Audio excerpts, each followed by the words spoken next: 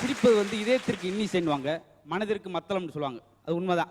ஏன்னா அன்றே தோன்றி அன்றே மறையும் ரோஜா கூட இதழ் விரித்து சிரிக்கிறது. 100 ஆண்டு காலம் வாழும் மனிதன் நீ ஏன் துக்கப்படுகிறாய் அப்படின்னு சொல்லி ஒரு கவிஞர் சொல்லுவான். கவலை நினைத்து கண்ணீர் சிந்தாது, லட்சியத்தை நினைத்து ரத்தம் சிந்து அப்படின்றதான் நம்மளுடைய நோக்கம், நம்ம நிகழ்ச்சியுடைய நோக்கம் அப்படின்னு சொல்லிட்டு ரொம்ப எடுத்துக்கிற போறதுல இன்னைக்கு கவிஞர் வந்திருக்கிறதுனால கவிதையில வந்து நகைச்சுவை இல்லாமல் இல்லை. எழுதியிருக்கான், கண்மூடி படுத்தேன் கனவோடு வந்தாய், கண் விழித்து பார்த்தேன் கணவனோடு வந்தாய் அப்படின்னு. அது மட்டும் கிடையாது, நம்ம காதல் ஒரு வெங்காயம் மாதிரி, நம்ம காதல் ஒரு வெங்காயம் மாதிரி கட் பண்ணா கண்ணீர் வரும் அப்படின்னு இருக்கு. அது இப்படி சின்ன சின்ன விஷயங்களை கவிதையில் அழகா சொல்ல முடியும். ஒரு கட்டுரையில் ஒரு பக்கத்தில் சொல்லக்கூடிய விஷயம் குறு நகைன்னு சொல்லி ஒரே வரியில் சொல்ல முடியும். சொல்லியிருக்கான், உன் துப்பட்டா என் மீது விழுந்தபோது சாரி என்று சொன்னாய், நான் கடவுளுக்கு நன்றி சொன்னேன், டூலர் திரைக்க ஒரு துணி கிடைச்சதே அப்படி என்று. இப்படி கவிதையில் நகைச்சுவை சொல்ல முடியும், கவிதையில் கண்கலங்கும் வைக்க முடியும். இப்போ கும்பகோணம் தீ விபத்து நடந்தது. கும்பகோணம் தீ விபத்தில் வந்து 90 குழந்தைகள் அப்படி கருகி போனாங்க தீயில. அதை ஒருத்தர் எழுதியிருந்தான். உண்மையிலே நான் ரொம்ப ரசித்த கவிதை அதை ஒன்று சொல்ல முடியும். ஒரே 2 வரியில, என் தேசத்தில் எல்லோரும் இறந்த பிறகே எரிக்கப்படுவார்கள், ஆனால் கும்பகோணத்தில் தான் எரித்த பிறகே இறந்து போனார்கள் அப்படின்னு எழுதினான். அந்த மாதிரி தான் கவிஞர்களுக்கே உண்டான அது சிறப்பு. அது மட்டும் இல்லை, ஒரு அடங்காப்பிடார் இளவரசி, அவளை கல்யாணம் பண்ண எவனும் தயாரா இல்லை. ஆனால் அரசர் திட்டம் போட்டான், என் மகளை கல்யாணம் பண்ணிக்கிறோம்னு சொல்றவனுக்கு இந்த நாட்டை அர்ப்பணிக்கிறேன்டா அப்படின்ட்டாங்க. எவனும் இல்லை. ஆனால் அதில் ஒருத்தன் துணிஞ்சு வந்துட்டான். அரசர் சொன்னார், என் மக விட்டு ஒரு நிமிஷம் நீ வாழ முடியாதே, எப்படி நம்பிக்கையோட வந்த? பரவாயில்லங்க, அதை நான் பார்த்துக்கிறேன். திட்டுவா பரவாயில்ல. கல்யாணத்தை பண்ணி வச்சாச்சு. முத மாப்பிள்ளை வீட்டுக்கு பொண்ணை கூப்பிட்டு காட்டு வழியாக போகிறான். குதிரை சிட்டா பறக்குது, புழுதி பறந்து கண்ணெல்லாம் அப்புது. இவனால ஒன்றும் முடியல. மெதுவா போண்டேன் குதிரையை. அது கேட்கல. மெதுவா போ கேட்கல. பிச்சுக்கிட்டு போகுது. துப்பாக்கி எடுத்தேன். 1 அப்படின்னா குதிரை மெதுவா போல, மறுபடியும் வேகமாக போகுது. 2 அப்படின்னா அப்பையும் ஸ்பீடாக போகுது. 3 அப்படின்ல வேகமாக போச்சுல, டுப்புன்னு சொல்லிவிட்டேன். குதிரை அந்த இடத்துல மயக்கப்பட்டு விழுந்துச்சு. ஏன்னா மனுஷனா மாடா எருமாடா, இப்போ எப்படி நம்ம ஊருக்கு போகிறது? நாட்டை கடுத்து நாதாரிப்பையில் ஊரை கடுத்து அரை நேரம் திட்டுச்சுல, துப்பாக்கி எடுத்து 1 அப்படின்ட்டான். அன்னைக்கு முன்னவில்லை அந்த பிள்ளை. அதுக்கு எடுத்து வாயை திறப்பான். அப்போ ஒரு ஆளை எப்படி அடக்கணுன்றதுக்கு சில விஷயங்கள் தெரிஞ்சு வச்சிருப்பாங்க. ஒன்றும் முடியாது.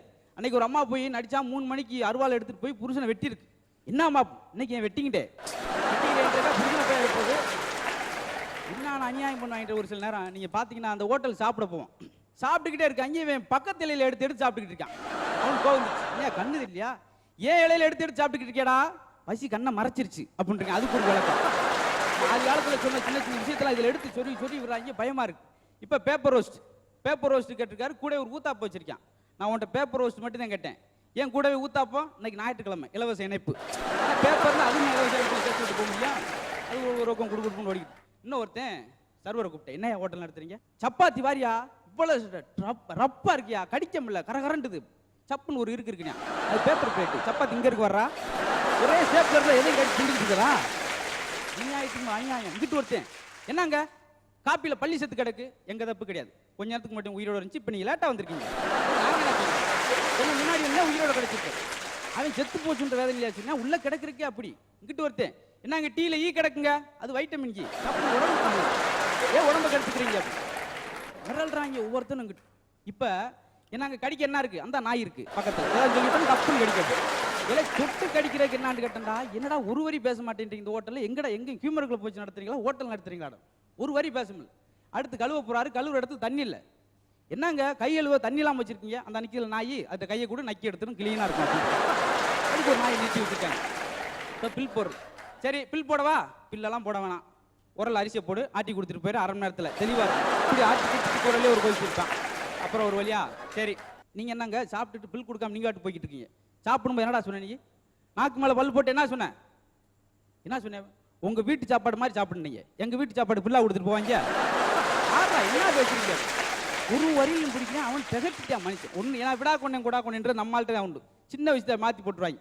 வக்கீல்கிட்ட போய் ஒரு ஆள் கொலை செஞ்சுட்டு போயிருக்கான், இதை எப்படியாச்சும் காப்பாற்றி விடுங்க, ஒன்றும் பிரச்சனை இல்லை, இந்த கொலைக்கு உனக்கு சம்மந்தம் இருக்கான்னு கேட்பாங்க, நீ சும்மா கேட்கும் பே பே பே அப்படின்னு சொல்லு.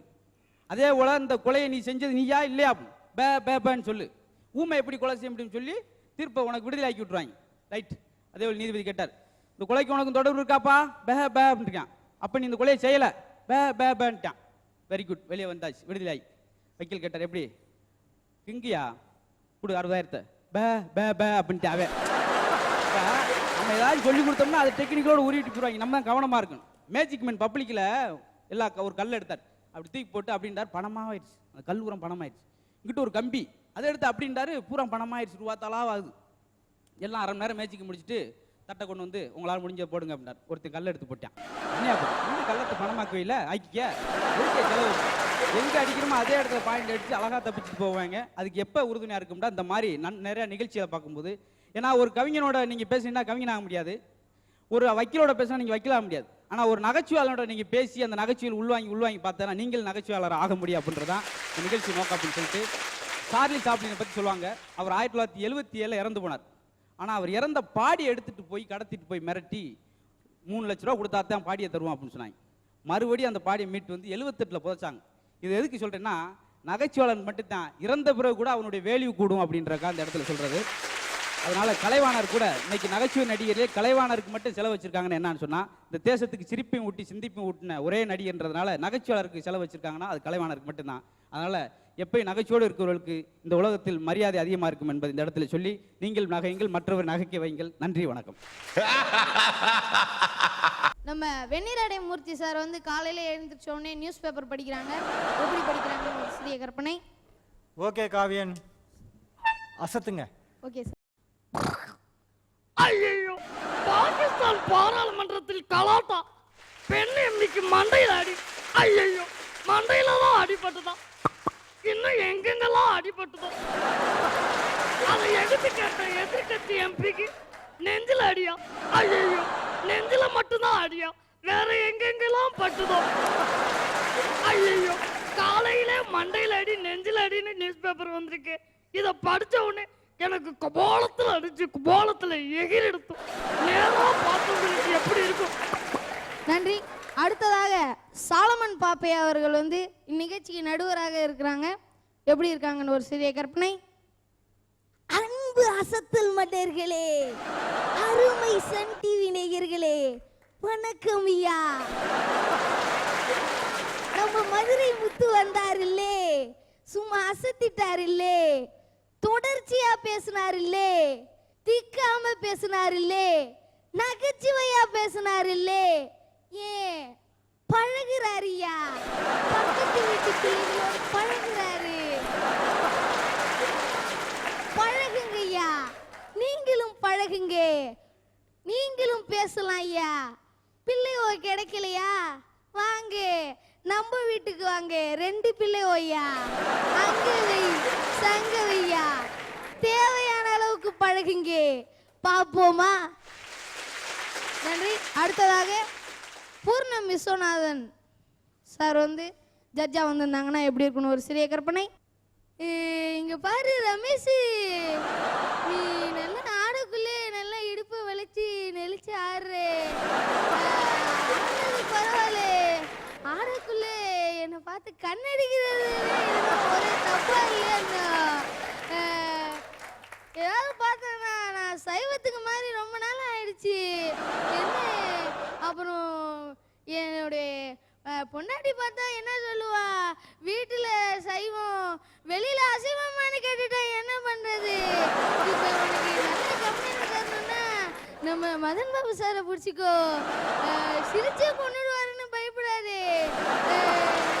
சிட்டிபாபு சாரை பிடிச்சிக்கோ, நல்ல கம்பெனி தருவாரு. என்ன ஈதுடா வரட்டா. நன்றி. அடுத்ததாக கவுனமணி சார் வந்து அம்மா இங்கே வாவா என்ற பாடலை பாடியிருந்தால் எப்படி இருக்குன்னு ஒரு சிறிய கற்பனை. இதோ கவுண்டமணி அவர்கள். ஐயோ, அம்மா வணக்கம்ங்க. ஐயோ, அம்மா இங்கே வாவா, ஆசி முத்தன் தாத்தா இலையில சோறு போட்டு ஈய தூரம் ஓட்டணுமா. டேய் அடங்கோக்கு மக்க, அம்மா கிட்ட முத்தவங்கம்மா, ஆட்டுக்குட்டியடா முத்தவங்க. டேய் என்ன நம்ம மகேஸ்வரிய கூப்பிடுறோம். ஐயோ, டேய் என்னது இலையில சோறு பண்ணுமா. டேய் இலையில சோறு போடாம தலையில இலை சோறு போடுவான். டேய் ஈய தூரம் ஓட்டணுமா. டேய் ஈய ஓட்டாம சோத்து போட்டு பேய ஓட்டுவான். அடங்கோக்கு மக்க அருந்தா. நன்றி. அடுத்ததாக நம்ம விவேக் சார் வந்து டிங்கிள் டிங்கிள் லிட்டில் ஸ்டார் என்ற பாடலை பாடியிருந்தா எப்படி இருக்கும் ஒரு சிறிய கற்பனை. அன்புள்ள தாய்மார்களே, இவன் பாடலாம் பாடல் தாத்தா. டிக்கிள் டிக்கிள் லிட்டில் ஸ்டாரா, அவை ஒட்டர் வாட்டி வாரா, அப்போ போதே வேல் சொகிடா, லைக் ஏ டைமண்ட் இன் தி ஸ்கைடா. அந்த ஸ்கையை ஓபன் பண்ணி இந்த ஐய க்ளோஸ் பண்ணிட்டாட்டா. அடுத்ததாக விஜயகாந்த் சார் பேசுனது எப்படி இருக்குன்னு ஒரு சிறிய கற்பனை. டிங்கிள் டிங்கிள் லிட்டில் ஸ்டார், ஹவை வந்து வாட்டி வர்றா, அப்போ போத வேல் சொகை, like a diamond in the sky. வரட்டா. நன்றி நன்றி நன்றி. ஓகே, என்ன பண்ணி அசத்த போறீங்க கிறிஸ்டோபர்? சார் இன்னைக்கு என்ன கான்செப்ட்னா சார், ஆ. மாடர்ன் சாமியாரும் மருமகளும் மாமியார். ஆ. இதான் கான்செப்ட். மாடர்ன் சாமியாரா நான் வந்திருக்கேன், மருமகளா வந்து ராரா பிரபுவும் மாமியாரா கோவை ரமேஷும் வராங்க. ஓ.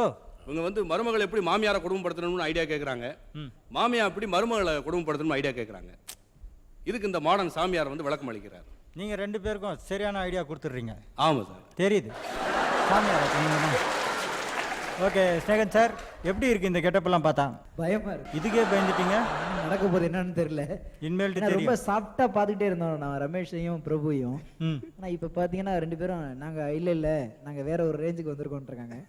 என்ன செய்ய போறான்னு உங்களை போய் நானும் எதிர்பார்ப்போடு இருக்கேன், பார்க்கலாம். கண்டிப்பா உங்க அசத்துல ஆரம்பிங்க. ஜெய் ஜெயமாலினி, ஒம்பளக டொம்பிள் டாம்பிளுக டயபியா. சாமி சாமி, சொல்லு. என் மாமியார் தொல்லை தாங்கவே முடியல சாமி. என் மாமியார் எப்ப பார்த்தாலும் என்ன எரிஞ்சு விழுகிறாங்க. மாமி என்ன கண்டா அதுக்கு என்ன சாமி வழி? ஓ மாமியா உன்னை பார்க்கும் போல எரிஞ்செரிஞ்சு விழுகிறா. ஆமா சாமி. உன் வீட்டை நாய் வளர்க்குறியா? ஆமா சாமி. இந்த நாய் பேர் என்ன? ரோசி. உன் மாமியா பேரு? சான்சி. சான்சி. ஆமா சாமி. நாய் பேர மாமியாளுக்கு வை, மாமியா பேர நாய்க்கு வை. அப்படியே எப்போ மாமியா உன்னை எரிஞ்சு விழுகிறாளோ நறுக்குன்னு பல்ல கடிச்சுக்கிட்டு இந்த கல்ல கொண்டு நாயே ஏறி போக விட்டு போகும். ஓகே சாமி. ஓகே சாமி. ஜெய் ஜெயமாலி, உங்களுக்கு டொம்பள் டாம்பளிக்க டயபியா. சாமி உனக்கு என்ன பிரச்சனை? கும்பிடுறேங்க சாமி. நல்லா இருக்கு. எப்படி இருக்கீங்க சாமி? நல்லா இருக்கேன், நல்லா இருக்கேன், நல்லா இருக்கேன். சாமி ஒரு சின்ன பிரச்சனை. சொல்லு. என் மருமகம் என்னை மதிக்கிறதே இல்லை சுவாமி. அதுக்கு ஏதாவது ஒரு வழி சொல்லுங்களேன். மருமக உன்னை மதிக்கிறது இல்ல. ஆமா சாமி. ஒன்னு செய். சொல்லுங்க. ட்ரம் வாட்டர் பாட்டில சாப்பிட்டு சரி. செவ்வாய்க்கிழமையும் வெள்ளிக்கிழமையும் விரதம் இருந்து சரி சாமி. உன் மருமகளை வீதியில விட்டு ஓ. விரட்டி மிதி. மருமக பின்னால அப்படியா? கண்டிப்பா ஆகட்டும். கண்டிப்பா பார்க்கிறேன். கண்டிப்பா சாமி எடுப்பேன். சரி சாமி. சாமி, என் புருஷன் சிட்டி பாபு நானும் சந்தோஷமா இருக்கிறது என் மாமியாருக்கு பிடிக்கவே மாட்டேங்குது சாமி. இதுக்கு என்ன சாமி வழி? சரி அப்பவா நம்ம 2 பேரும் சந்தோஷமா இருக்கு. சாமி, என் புருஷனுக்கு ஒரு வார்த்தை. பிரச்சனை இல்ல, பெர்மிஷனோட நீ வர்ற. நன்றி சாமி. டாம்பளிக்க டயபியா. சாமி, கல்யாணமாயி 6 வருஷம் ஆச்சு சாமி. சரி. என் வயித்துல ஒரு புழு பூச்சி கூட உண்டாகல. இதுக்கு நீங்க தான் ஒரு வழி காட்டணும் சுவாமி. நான் தான் வழி காட்டணுமா? ஆமா சாமி. ஒன்னு செய். சொல்லுங்க சாமி. நயகரா அருவியில 4 மணிக்கு குளிச்சிட்டு நடுராத்திரி என்ன வந்து பார். ஒரு நயகரா மாத்திரையை போட்டு வாசப்படியிலே உட்கார்ந்து. சரி சாமி. உண்டாகட்டும். நன்றி சாமி. ஜெய் ஜெயமா. படிப்போ. சுவாமி, என்னவா? என் மருமகளுக்கு எனக்கும் ஒத்து போறதே இல்லை. இதனால வீட்டுல நிம்மதி இல்ல, ஊருக்குள்ள நிம்மதி இல்ல, மனசுல நிம்மதி இல்ல. இதுக்கு ஏதாவது ஒரு வழி பண்ணுங்களேன். உன் மருமகுக்கும் உனக்கு ஒத்து போக மாட்டியா? ஆமா நீ விட்டு சாமி. கொடுத்து போக வேண்டியதானே? செத்தால முடியாது சாமி, என்னால முடியாது. உன் மருமக உனக்கு விட்டு கொடுத்து போக மாட்டாளா? அவளும் செத்தாலும் விட்டு கொடுக்க மாட்டான். ஒன்னு செய். சொல்லுங்க. இது ஆனமலையில சொல்லுங்க சாமி. ஆரவாயன் என்ன ஆழகால விஷமா உருவாக்கி கொடுத்த விஷம் இது. சரி ஒரு சாமி. அரைமுடிய குடிச்சு விட்டு சரி சாமி. முதல்ல நீ செத்து போ. அப்புறம் அதுக்கு அரைமுடிய குடிச்சு விட்டு உன் மருமக செத்து போகட்டும். ஓஹோ. அதுக்கப்புறம் உன் வீடு, உன் தெரு, உன் புருஷங்க எல்லாரும் சந்தோஷமா இருப்பாங்க. ஏங்க சாமி, நீங்க கொஞ்சம் சாப்பிடுறது. செத்து போவ நீ ஓடி போயிட்டு துண்டே அப்படி ஓடி போய் செய் சேமால் ஒம்பளக டொம்பள் டாம்பளுக டயபியா. சாமி, இல்ல நீங்க பத்திர நகை நப்பு எல்லாத்தையும் என் மாமியா பீரோல பூட்டி வச்சுட்டு எனக்கு எதுவுமே கிடைக்க மாட்டேங்குது சாமி. நீங்க தான் இதுக்கு ஒரு வழி காட்டணும் சுவாமி. அப்படியா? ஆமா சாமி. நகைய பூரா உன் மாமியா பூட்டி வச்சிருக்கா? ஆமா சாமி. இந்த கொத்துச்சாவில 26 கள்ளச்சாவி இருக்கு. சரியா? இருக்கு இதுல சாமி. ஏதாவது உன் மாமியா பீரோலுக்கு ஒர்க் அவுட் ஆகும். சரி சாமி. அந்த பீரோவை பிறகு நகையெல்லாம் எடுத்துட்டு வா. சரி சாமி. அதை பூரா அடகு வச்சு ஒரு 6 மாசம் ஆந்திரா பக்கம் போய் ஒரு 6 மாசம் ஆந்திரா பக்கம் போய் ஒரு ஆடத்தை போட்டு வரும். ஆந்திரா பக்கம். சரி சாமி. ஓகே. சரியா? மாமியார் மருமகள் பிரச்சனை இருக்கிற வரைக்கும் இந்த மாடன் சாமியாருக்கு மரியாதை இருக்கும், உங்களுக்கும் பஞ்சாயத்து இருந்துகிட்டே இருக்கும். சரியா? செய்ய. டொம்பளக்கா டொம்பள், கம்பளிக்கா டேபியா. நன்றி நன்றி நன்றி. ஓகே கிறிஸ்டபர், கையில சுத்தி வச்சிருக்கீங்க, என்ன மேட்ரு? மாமியார் மருமகளா வராங்களா, அந்த பக்தைகள் என்னை சுத்தி சுத்தி வரன்றதுக்காகத்தான் இந்த சுத்தி. ஜெய் ஜெயமாரணி, டொம்பளுக்கா டொம்பள், கம்பளிக்கா டேபியா.